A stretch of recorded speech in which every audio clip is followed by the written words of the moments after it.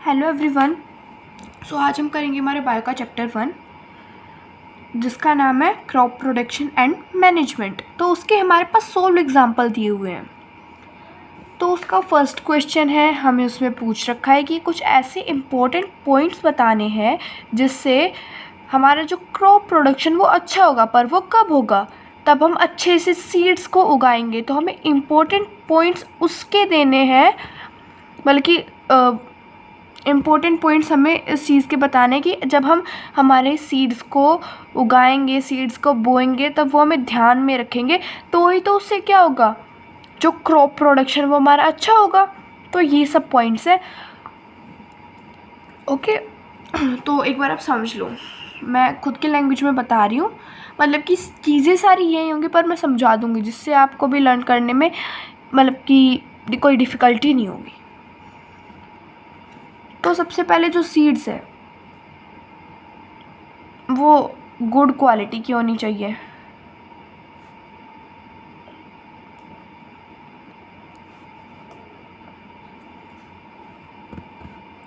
और free from disease.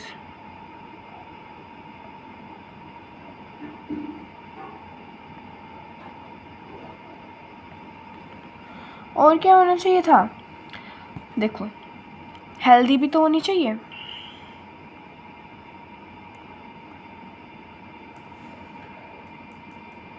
अब देखो, अगर आप ये पॉइंट्स ध्यान रख लोगे तो आपका फर्स्ट पॉइंट क्लियर। देखो, seed should B of good quality, healthy and free from disease. Okay, यही बता रखा है। सीड्स कैसी गुड क्वालिटी की होनी चाहिए और फ्री फ्रॉम डिजीज़, मतलब कि बीमारियां नहीं होनी चाहिए, बीमारियों से तो दूर ही रहना चाहिए वो, और हेल्दी होनी चाहिए। तो वो ये पॉइंट तो हमारा हो गया। अभी सेकंड पॉइंट है, ये आप इतना बड़ा याद ना करके अगर आप यहाँ तक भी कर लेंगे ना तो मतलब कि वो अच्छा है, मतलब कि सेम, मतलब कि अच्छा सेंस दे रहा है, वो मीनिंगफुल है। They must be planted at proper depth in the soil, मतलब कि जैसे ये सॉइल है,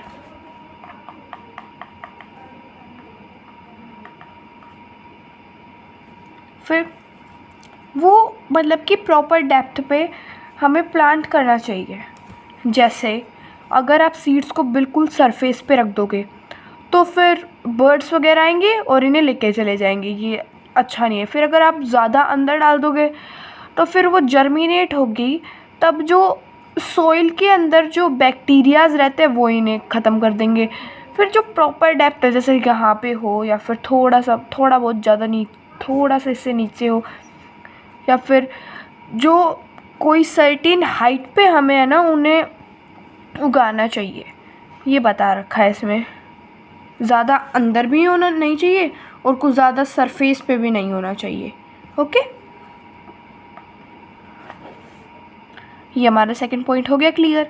फिर थर्ड पॉइंट में हमें दे रखा है कि seeds require water for germination, the soil should therefore have optimum water in it. तो इसमें देखो, ये हमारे पास सॉइल,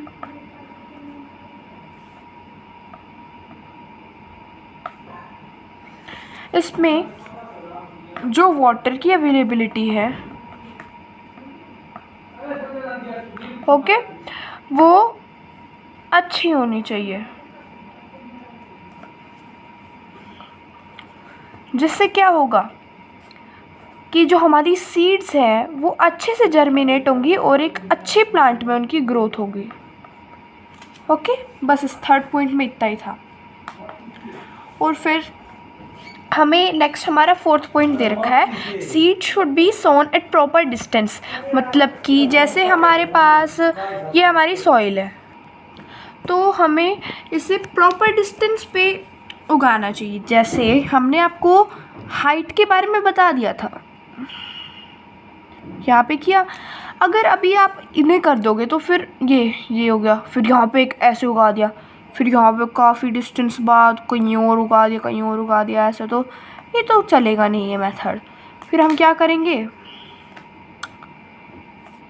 ये हाइट पे, सही हाइट पे हमने किया, सही डिस्टेंस पे हमने किया, सही हाइट सही डिस्टेंस, सही हाइट सही डिस्टेंस, सही हाइट सही डिस्टेंस, ऐसे हमें सो करना है, बल्कि सोइंग करनी चाहिए, जिससे मतलब वो हमारे क्रॉप्स के लिए अच्छा होता है और वो काफ़ी बेनिफिशियल है हमारी क्रॉप्स के लिए और हमारी सीड्स के लिए भी। ओके, फर्स्ट क्वेश्चन क्लियर, कुछ ज़्यादा हार्ड था, इतना सा था। और अगर आप लिखोगे इसे अपनी लैंग्वेज में, अगर आप पॉइंट्स में नहीं लिखना चाहते तो आप question answer only one theory में भी डिस्क्राइब कर सकते हो, या फिर आप पॉइंट्स में लिखना चाहे तो काफ़ी अच्छी बात हो जाती है, उससे अट्रैक्टिव आंसर लगता है। फिर हमें सेकेंड क्वेश्चन दे रखा है, what is water logging, how does it harm the crops and how can it be prevented. तो इस क्वेश्चन में हमें सिंपल सी बात है, देखो जैसे ये है, सॉरी एक मिनट, ये हमारे पास कोई लैंड एरिया है, ये हमने हमारी क्रॉप्स उगा रखी है। ये ड्राइंग पे मत जाना, थोड़ा सा समझाने के लिए ये ठीक है, पर आपको समझ में आना चाहिए, ड्राइंग पे मत जाना, ड्राइंग अच्छी नहीं है ज़्यादा मेरी। और ये फिर हमारी क्रॉप्स हो गई, फिर यहाँ पे पानी का एक्यूमुलेशन हो जाता है, पानी इकट्ठा हो जाता है, ये हमारा पानी इकट्ठा हो गया यहाँ पे, कई बार तो ज़्यादा भी हो जाता है, काफ़ी मतलब कि पानी इकट्ठा हो गया हमारे यहाँ पे, और सॉइल के अंदर भी प्रेजेंस हो गई वाटर की। फिर क्या होगा इससे, इसमें दे रखा है कि when too much water in the crop it stands in the field and accumulates around the roots which is called water logging. मतलब कि तब हमारी क्रॉप में बहुत ज़्यादा पानी इकट्ठा हो जाता है, बहुत ज़्यादा पानी भर जाता है, तो उससे क्या होता है, वो हमारी जो क्रॉप्स है उनकी जो रूट्स है उसके पास एक्यूमुलेट करने लग जाता है, जो कि हमारी ऑल टोटली अगर हम लगा के चले वो हमारी क्रॉप्स के लिए हार्मफुल है। अब वो कैसे हार्मफुल है हम उसके पॉइंट्स देखेंगे। तो देखो, water logging reduces air in the space between soil particles. It cuts off oxygen supply to the roots. मतलब कि तब वाटर लॉगिंग होती है तो वो जो एयर मतलब कि जो हवा आने के लिए मतलब कि उसे स्पेस चाहिए होता है ना सॉइल के, मतलब कि जैसे ये सॉइल थोड़े थोड़े से स्पेस भी तो चाहिएगा आने के लिए, तो सॉइल जो है वो आ नहीं पाएगी वाटर लॉगिंग की वजह से। यहाँ पे तो पानी पानी पानी पानी हो गया, तो सॉइल पार्टिकल कहाँ बचेंगे, वो उसके ऊपर तो पानी स्टैंड कर रहा है ना, तो जिससे वो क्या होगा, तो वो ऑक्सीजन आएगी ना, तो फिर वो ऑक्सीजन की सप्लाई वगैरह जो भी मतलब कि गैसेज उन्हें चाहिए होती हैं उसकी सप्लाई कट कर देगा। First point clear. सेकेंड है, it also increases the amount of salt in the soil that reduces soil fertility. Simple सी बात है, अगर सॉइल में मतलब कि अगर जो हमारी क्रॉप है वहाँ पे अगर सॉल्ट का अमाउंट ज़्यादा हो जाएगा तो फिर वो तो हमारी लैंड की फर्टिलिटी को कम ही करेगा। तो सेकंड पॉइंट भी क्लियर हो गया। फिर इसमें बता रखा है कि how can it be prevented, हम इसे कैसे बचा सकते हैं। अगर हम इसे राइट अमाउंट ऑफ वाटर, अगर हम इसे सही मात्रा में पानी मतलब कि क्रॉप्स को हम सही मात्रा में पानी देंगे तो भी ये बच सकता है। या फिर अगर हम कोई ऐसा अच्छा ड्रेनेज सिस्टम करें, मतलब कि कोई ऐसा एडिक्वेट ड्रेनेज सिस्टम होना चाहिए जिससे ना वो मतलब कि अगर हम इरिगेशन करें ना हमारी फील्ड में तो वो मतलब कि सही रहे उसके लिए। ओके, फिर जो थर्ड क्वेश्चन दे रखा है, crop rotation is practised by farmers so that they can have products to sell in the market in every season, do you agree, give reason. अरे ऐसे तो बिल्कुल नहीं है ये। अच्छा, जो फार्मर्स होते हैं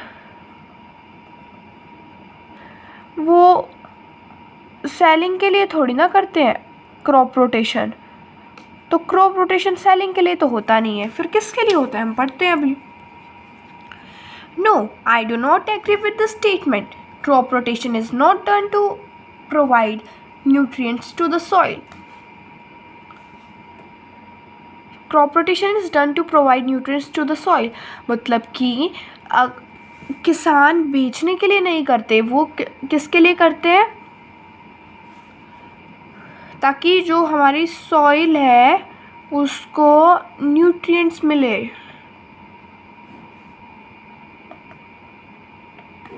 ताकि हमारी सॉइल को न्यूट्रिएंट्स मिले।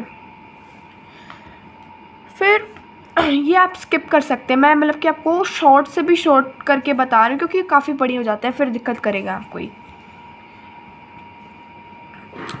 Farmers therefore change their crop in each season so that the soil is not depleted of any particular nutrient. एक बार मैं आपको ये पूरा क्वेश्चन पढ़ा देती हूँ अच्छे से, फिर आपको कोई दिक्कत नहीं आएगी, आप तो फिर खुद से भी कर लोगे, फिर मैं समझाना ही बस मेन है। For example wheat or rice use a large amount of nitrogen from soil. This nitrogen can be naturally replenished if the next crop grown is legume like pea and groundnut. तो इसमें ये बता रखा है, देखो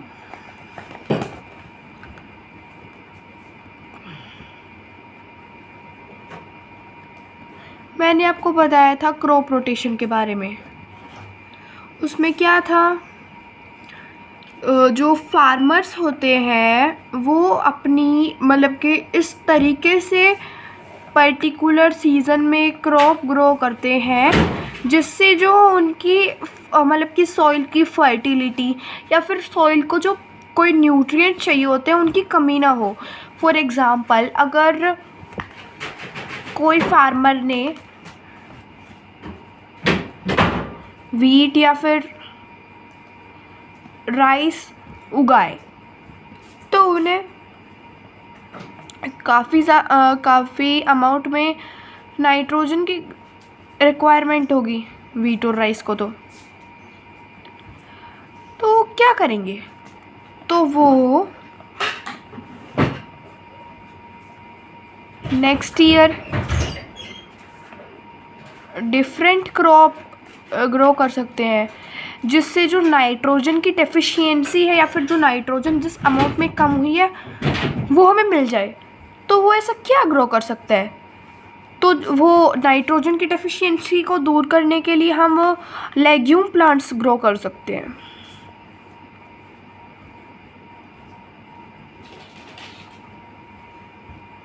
legume for example P या फिर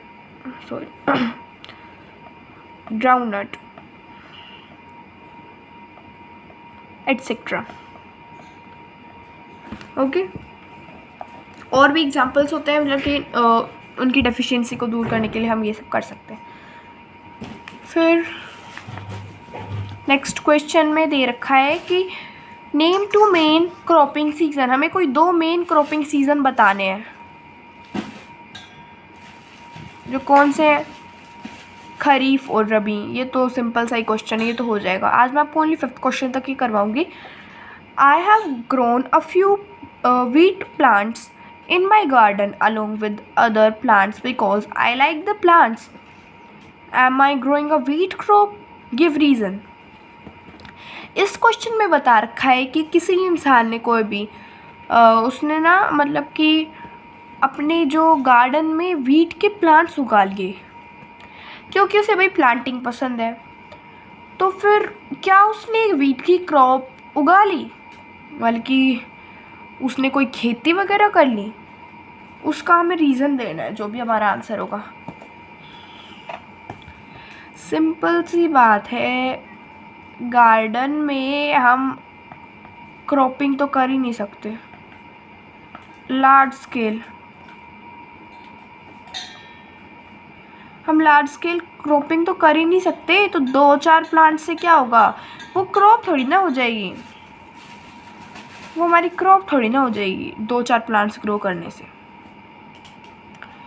तो ये तो सिर्फ उसकी मतलब कि उसने अपने गार्ड, उसे प्लांटिंग पसंद है तो उसने वैसे ही कर ली। तो क्रॉपिंग करने के लिए हमें एक ऐसा स्पेस चाहिए, मतलब कि अच्छा स्पेस चाहिए उसके लिए, और भी काफ़ी अवेलेबिलिटी जो भी होनी चाहिए ना, वो सब मतलब कि हमारे अच्छी क्वांटिटी में होनी चाहिए। और अगर सपोज़ करो गार्डन छोटा है, उसमें 2-4 प्लांट ग्रो कर लिए, तो वो क्रॉप थोड़ी ना कहलाएंगे, क्योंकि उसमें तो लार्ज मतलब कि काफ़ी ज़्यादा ह्यूज क्वांटिटी में हमें जो भी है प्लांट्स वगैरह वो सब चाहिए होते हैं। ये देखो लार्ज स्केल बता रखा है इसमें। Okay, so please like share and subscribe to my channel.